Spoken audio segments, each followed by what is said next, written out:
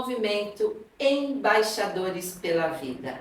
Um movimento de amor, informação, acolhimento e resgate da autoestima de pacientes oncológicos. Eu sou Mel Lancerotti, presidente idealizadora, e hoje eu estou com o meu embaixador superação.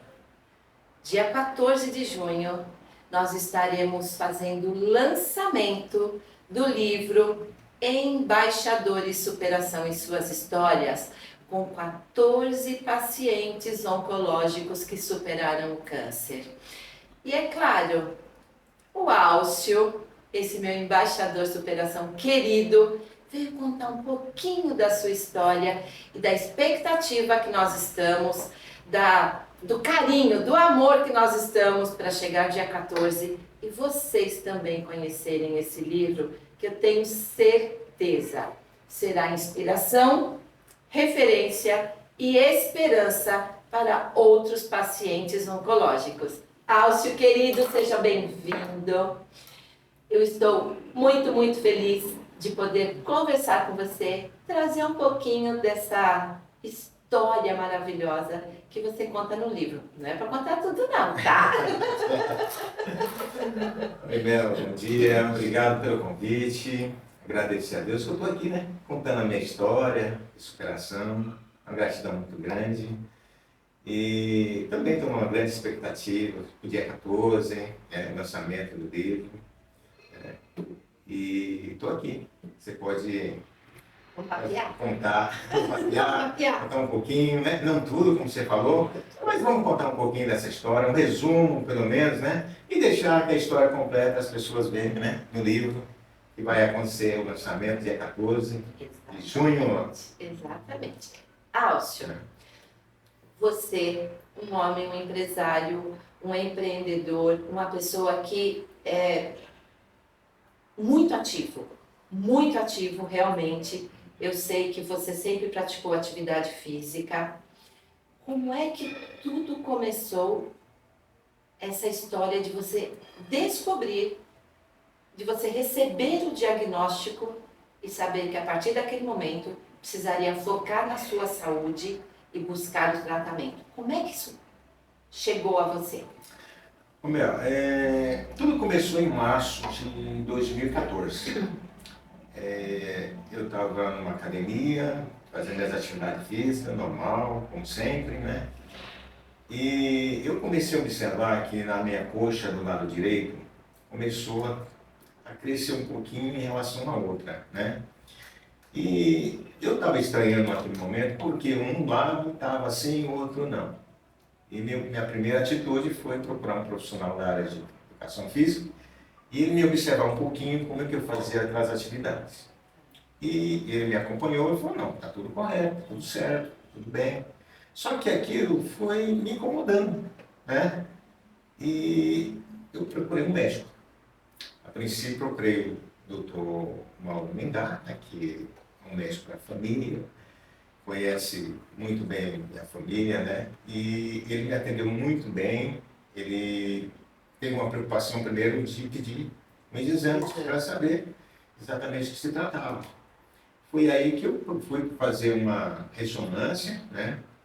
E nessa ressonância, naquele primeiro momento, né, que eu esperava que já pegava o resultado, o laboratório me liga para que eu tenha que repetir aquela ressonância.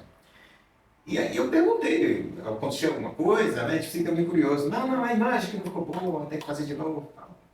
Tudo bem, eu fiz, né? E quando eu recebi o resultado, né, procurei, né, o médico, entreguei para ele. E aí veio uma recomendação de que eu teria que fazer uma biópsia, né? E naquele momento ele falou, não se preocupa, pode ser um lipoma, sabe? Não vai ficar preocupado, né? Mas a gente fica, né?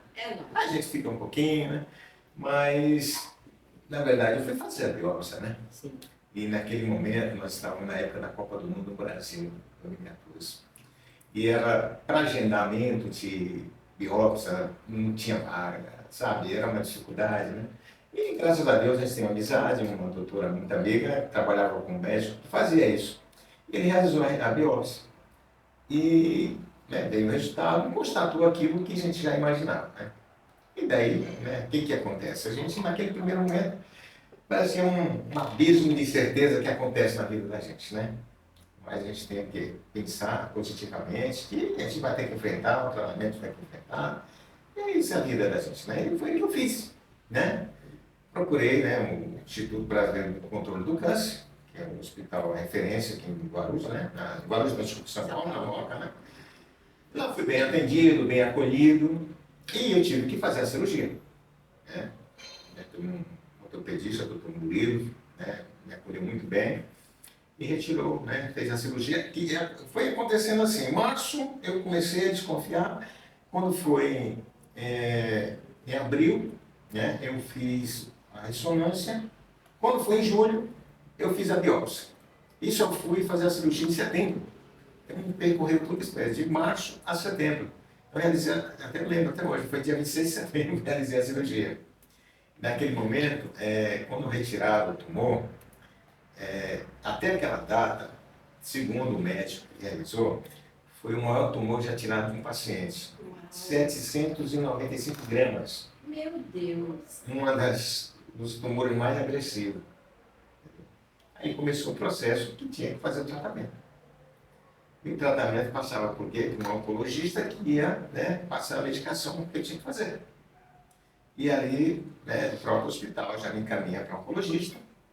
E baseado nos exames que tem que ser feito, né, que tem que fazer aquela imunotoxquímica, né, alguma coisa assim, para saber exatamente qual o nome real desse tumor.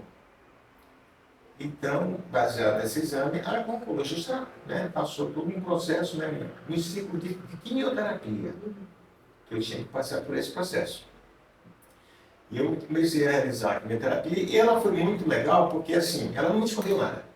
Ela falou, seu tumor é agressivo demais, se chama assim liposarcoma desdiferenciado. Nem pode esquecer essas coisas, né? E você vai cair o cabelo, entendeu? Aí acontecer. Te preparou. Me preparou, entendeu? Me preparou. E eu tive que, naquele momento, ouvindo que eu tinha que passar por esse processo, eu tinha que imaginar que eu tinha que ser muito mais forte do que essa doença. A gente tem que pensar, ser positivo, tem que pensar dessa forma. E aí eu comecei o processo. Eu terapia, fiz o primeiro ciclo, que são 5 dias, para 5 dias, se recupera para começar o segundo. E, para mim, esse processo foi o mais doloroso, né? Porque você passa mal, na verdade, né? Você teu organismo começa a sentir mal, você dá enjoo, você não quer comer, você fica fragilizado, entendeu? E durante esse processo, né, minha esposa me acompanhou, inclusive ela teve que se reorganizar, né, profissionalmente, o trabalho dela, para estar me acompanhando nesses ciclos de quimioterapia, né? E quando foi no segundo ciclo, meu cabelo começou a cair. Eu estava no trabalho e eu passei a mão na cabeça e caiu um monte de cabelo. Eu falei, meu Deus, vou para casa. Fiquei assim assustado, né? Tá aquele impacto. Aí eu fiquei pensando naquele momento assim, se comigo, que eu sou homem, né, o cabelo já me deu uma certa, né, balançou. Imagina as mulheres, né, que têm um apelo mais emocional em relação ao cabelo e tal, elas têm que, eu acho que é muito doloroso, né, elas têm que ser até acompanhadas por profissionais, porque é difícil, é muito difícil. Então eu fui embora, cheguei em casa, pedi minha esposa que raspasse a minha cabeça. E ela foi lá, com a maquininha, raspou toda a minha cabeça. E aí eu fiquei um carequinha, já comecei a ficar carequinha, né? Aí naquele processo todo, já comecei a ganhar muito de boné. Mas até então eu fui levando firme aquilo ali, não me deixava abalar. Eu ficava realmente muito abalado quando eu voltava dos ciclos de quimioterapia, né? E esse processo é tão doloroso que a família sofre muito. E a importância do apoio. Porque você tem o apoio da família, é muito importante, muito. Mas assim, você percebe que você mesmo sofrendo ali, né, negócio, mas você olha para o lado assim, a tua família está sofrendo. Às vezes você pensa assim, está sofrendo mais do que eu tenho um problema. Porque na cabeça dessas pessoas, sabe que ele vai morrer? E a gente tem que encarar isso como uma sentença de vida, não de morte. Perfeito. Entendeu? Aí eu pensava sempre isso. E daí minha esposa, como estava ali do lado, que começava, não achava veia, né? Eu tinha que tomar a quimioterapia, uma veia que não tinha curva, tinha que ser por aqui. E não achava. E aquilo, ela sofria porque ficava sendo picada toda hora no veio. E ela saía, ia chorar, aí depois ela voltava. Aí Se mostrava força. Aí mostrava força, ficava lá, né? Porque se pegava às 7 horas da manhã, saía 1 hora da tarde, entendeu? O dia inteiro ali, né? Aí o que acontece? Isso é muito doloroso, porque quando você volta, você sai dali, você tem que ir para casa se alimentar, porque no dia seguinte começa uma outra, né? É diário? É diário, né? Uma semana direto, né? Aí você só para uma semana para você se se recuperar, né? Entendeu? Recuperar as forças. Forças, exatamente. E aí faz os exames, de saber como é que está sua... Como é que está desenvolvendo o tratamento. Tratamento, né? Como é que está, se você vai conseguir o segundo, né? Então, é muito... você fica até tenso naquele momento, porque você quer dar continuidade, não quer interromper, né? E é isso que era feito. Quando eu vinha da quimioterapia para o caminho de casa, e começava a dar os enjoos. Minha esposa parava o carro, eu tinha que vomitar. E aquilo é um mal-estar horrível, que eu não desejo para ninguém. Quando eu chegava em casa, o que você espera? Você tem que se alimentar. Aí você tem que, eu não queria ver nem o foco da luz, sabe? Você quer fechar os olhos, deitar, descansar, esquecer que é naquele momento. Aí você vê a tua esposa que precisa se alimentar, precisa comer, almoçar pronto, sem ser feita alimentação na hora, para evitar. Né? E um cardápio diferenciado nesse processo? Na verdade, ela teve toda uma orientação que eu achei muito legal do hospital, a nutricionista conversou com ela e deu as dicas de alimentos que eram importantes para mim, né? Para a imunidade.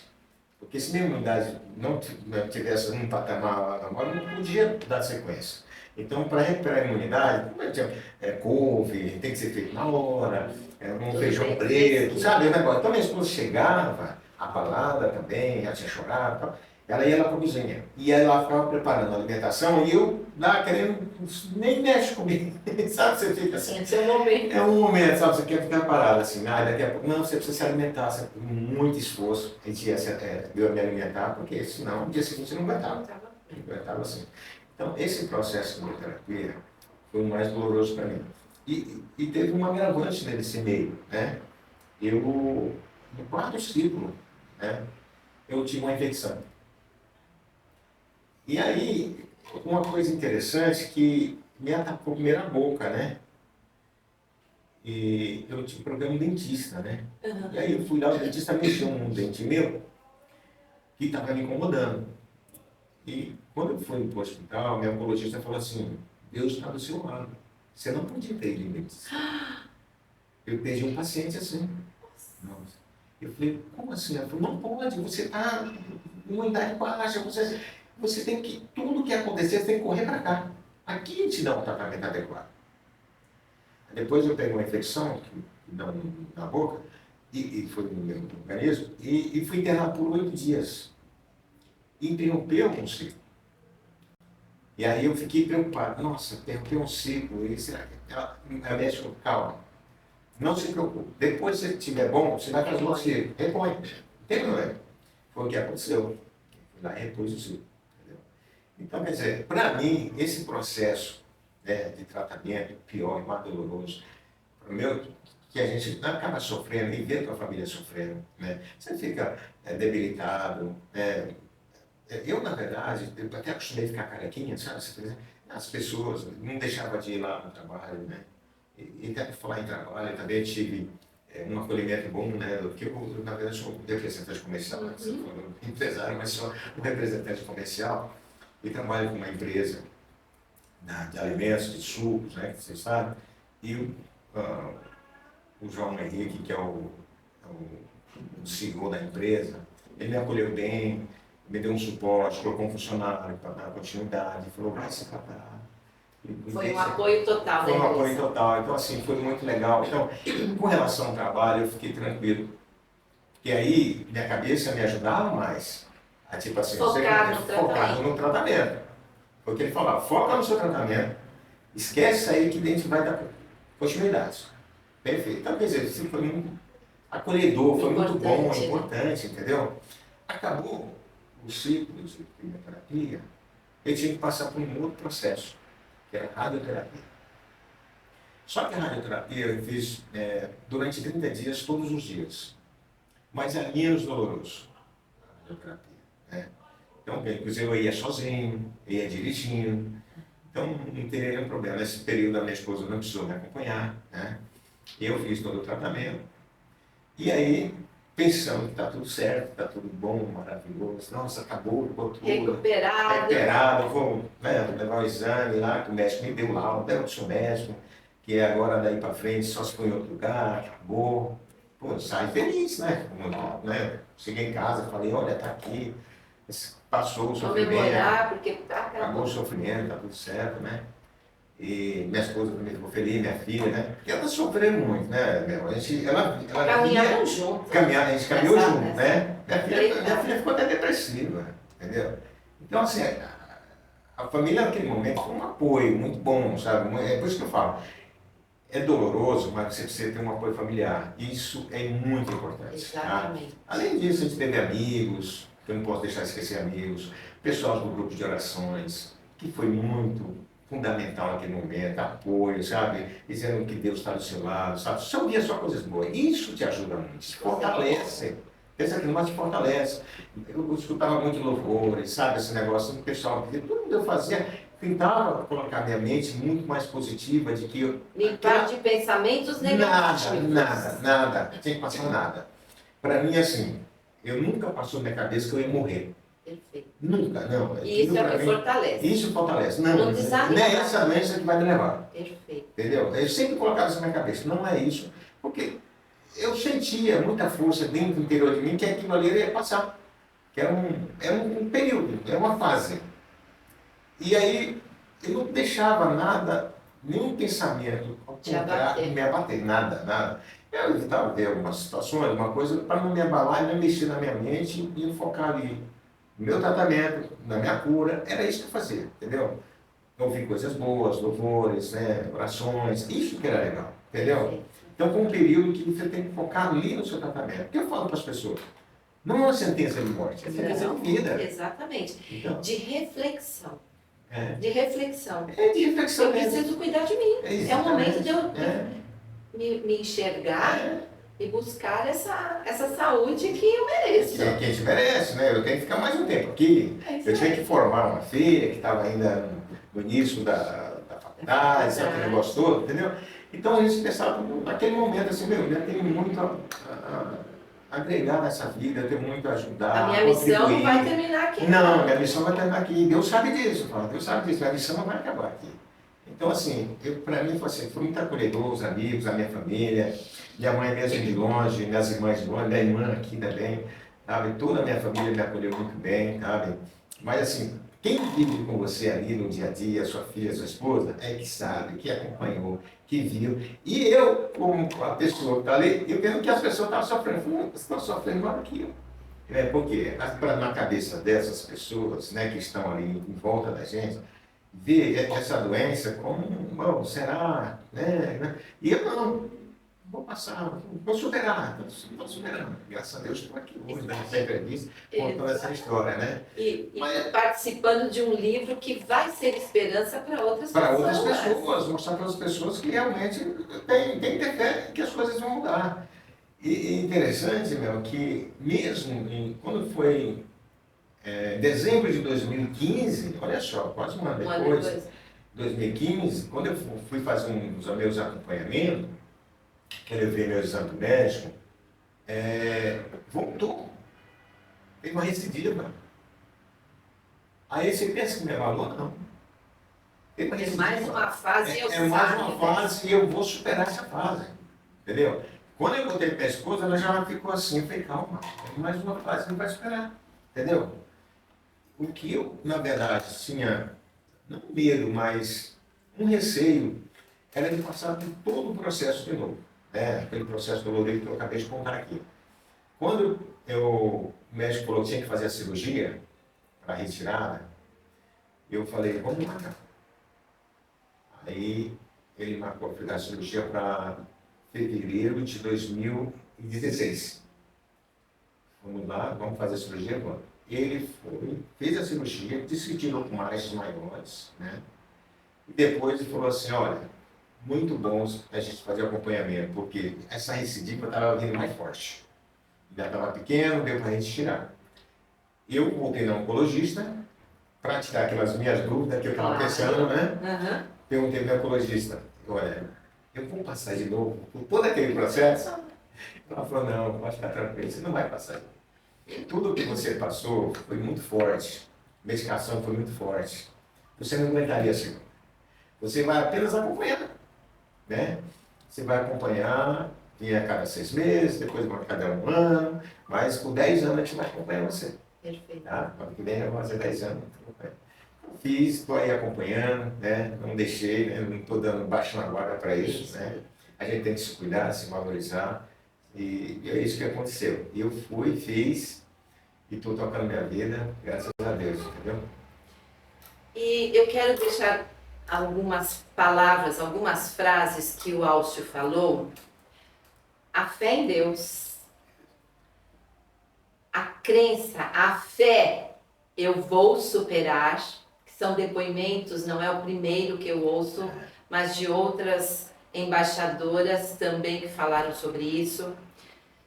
O apoio, o amor da família, que é imprescindível, coisa que muitas vezes a mulher não consegue tê-lo.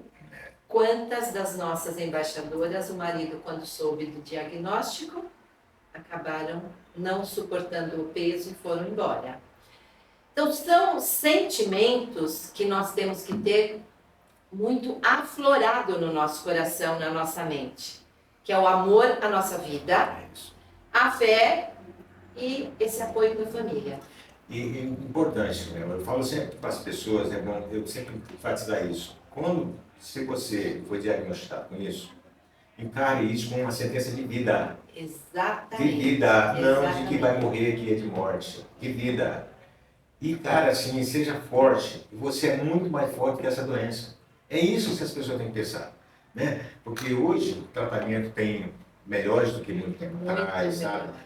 A evolução da medicina é fantástica, entendeu? Novos medicamentos chegaram, entendeu? Então as pessoas, naquele primeiro momento, parece que está caindo num abismo meio de incerteza. O que vai acontecer na minha vida? Mas daqui, ela tem que parar e refletir. Mas peraí, hoje em dia as coisas são diferentes. 85% ou mais de probabilidade de cura, de libertação realmente dessa enfermidade. E é importante sempre as pessoas começarem a observar os sinais que seu corpo está se dando. Porque quanto mais cedo, mais chance de cura você tem. Exatamente. Entendeu? Isso é importante. Eu sempre falo, quando eu converso com as pessoas, né? Falo assim, observa. Sentiu alguma coisa? Já vai no médico. Entendeu? Porque quanto mais cedo, mais chance você tem de superar, de curar. Isso é mais importante, né? Extremamente e assim, sabe, eu tenho uma situação que aconteceu, porque assim, geralmente quando tem um paciente oncológico, o que algumas pessoas imaginam, né? Que vai visitar, chega lá, a pessoa está magrinho, debilitado, que não comeu, sabe? E uma vez eu recebi uma visita, né, queria me visitar na minha casa, e ela tinha, na verdade, visto passado antes uma pessoa que também estava com problema oncológico, e a pessoa estava muito debilitada, né? E ela saiu de lá, foi me visitar. Quando ela chegou, ela imaginou que ia me ver para naquela situação, ela me viu diferente, né? Ela começou a chorar, e eu, por que você está chorando? É porque eu cheguei lá, vim de um lugar e eu cheguei a te encontrar assim, e eu estou chorando de alegria, porque eu vi que você está bem. Então, assim, gente, por isso que eu falo, você é muito mais forte que tudo isso. Exato. Mostre alegria, pensamento positivo, fé em Deus, que você vai superar, apoio familiar, tudo que você fala. Isso é importante, entendeu? Isso é legal. E o que é interessante, no comecinho do movimento Embaixadores pela Vida, quando recebi a missão, eu não tinha ideia de como fazer esse acolhimento. E aí nós tivemos a participação de Veruska Gendov e da doutora Tuca, que nos ensinou algumas atitudes. quando falamos com o paciente oncológico, eleva. Não chegue falando, ai, porque você tá... Porque uma outra coisa que é importante, chega fazendo elogios. Você está ótimo, você está bem, Deus é contigo, vai dar tudo certo, já deu. Porque palavras surtem efeito positivo ou negativo. Se você for fazer uma visita e você chegar lá, já chega toda abatida, você vai chegar influenciando negativamente não é? O paciente. Então, esteja assim muito preparado quando forem fazer visitas aos pacientes, para que vocês levem um sorriso, para vocês levarem luz, para vocês levarem fé, e não o contrário. E palavras, como você falou, positivas. Né? Positivas, que isso é importante, né? A pessoa chegar e já chegar, a pessoa, nem que a pessoa tem, mas você está bem, você acabou de falar. Que legal, que bom estar vendo você aqui, que estamos conversando, está ótimo, né? Isso que é legal.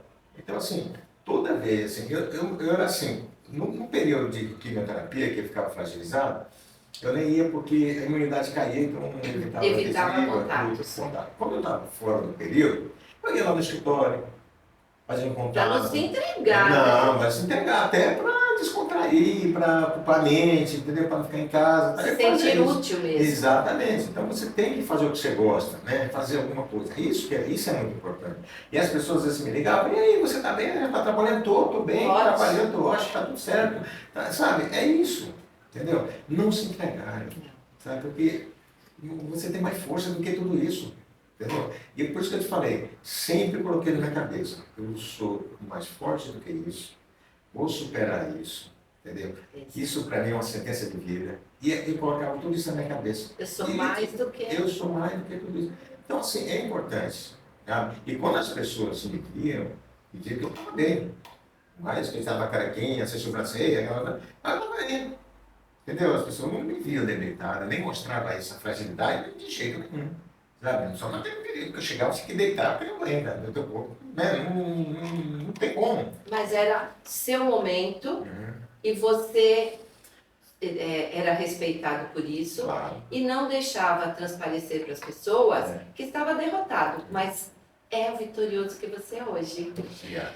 Eu sei que nós temos mais 2 minutinhos e eu quero deixar quero que depois você deixe essa mensagem que falávamos aqui nos bastidores com relação a se cuidar, a não baixar a guarda, mas eu quero deixar um pensamento meu, um sentimento, estar com esses 14 embaixadores de superação, para mim, é algo grandioso poder trazer essas histórias inspiradoras.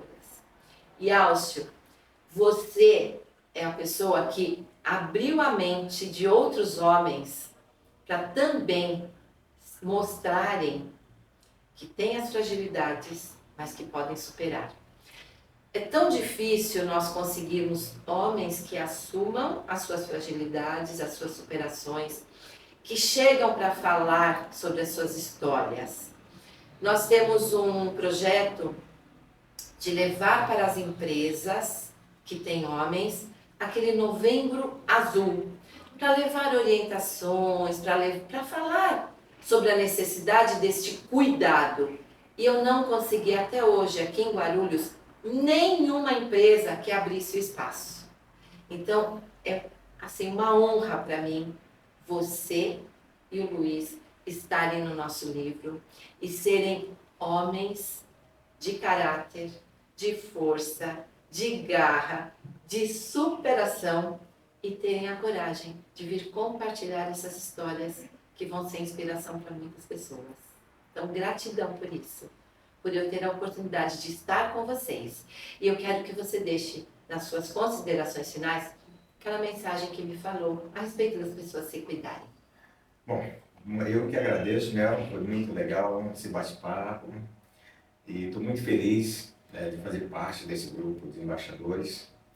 E minha mensagem, eu estava até conversando com a Mel antes, é que as pessoas, mesmo que passaram todo esse processo, elas não baixam a guarda, sempre procurem fazer os acompanhamentos, né?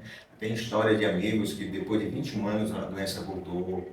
Então, assim, se cuidar é a melhor coisa que tem. A saúde da gente não tem preço, sabe? A gente tem que se gostar de viver, que a gente tem pessoas que amam a gente ama as pessoas, e a família, isso é importante. Então, minha mensagem é para as pessoas: observe os sinais, não baixem a guarda para aqueles que já superaram, achando que já está tudo certo. Pode ser que não, e é sempre se acompanhando. Assim. Mel, mais uma vez, obrigado. E eu vou, na verdade, até você está falando dessa Novembro Azul das empresas, vou ver como posso te ajudar. Tá? Talvez eu tenha alguns contatos aí que possa abrir as portas para a gente, tá bom? Obrigado. Levar Viu? essa inspiração de superação de vocês Muito e levar obrigado. também a reflexão. Precisamos cuidar. Isso, Não são só as mulheres que passam pelo tratamento oncológico, os homens também. isso mesmo. E no seu caso, foi na perna, Isso, coisa que, tumores que a gente não tem ideia que aconteçam. exatamente. É uma coisa mais difícil de se ver, né? Exatamente. Obrigado. Viu? É isso, meus amores. Nós teremos outras histórias, nós teremos dia 14 de junho o lançamento do livro, que tenho certeza será uma manhã de muita emoção, muita inspiração e muito amor. Eu encerro por aqui, mas espero vocês. Beijo. Tchau.